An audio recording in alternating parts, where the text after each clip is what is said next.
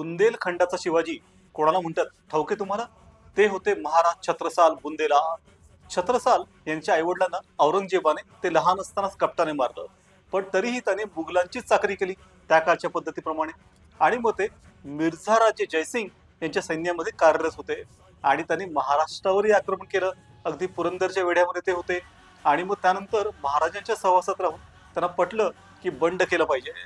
मग महाराजांचा आशीर्वाद मिळाला का त्यांना? तर हो, शिवाजी महाराजांनी त्यांना पुत्रवत मानलंय, आपली तलवार भेट दिली आणि बंडाची प्रेरणा दिली. जर माझी मदत लागली तर तीही पूर्वेला सांगितलं. आणि त्याप्रमाणे वयाच्या 22व्या वर्षी छत्रसाल यांनी बुंदेलखंडामध्ये बंडाचा झेंडा रोवला. अनेक वर्ष छापावर पत्रे युद्ध केलंय, गरिमी गावा केलाय. पुढे जेव्हा ते अडचणीत आले तेव्हा शब्द पाळत पहिला बाजीराव यांनी जाऊन त्यांना मदत केली आणि राज्य वाचवलं. आणि त्या बदल्यात त्यांनी आपलं 1/3 राज्य व मुलगी मस्तानी हिचा विवाह बाजीराव यांच्याशी करून दिला. आणि अशा प्रकारे बुंदेलखंड आणि महाराष्ट्र हे दोघं एकत्र आले.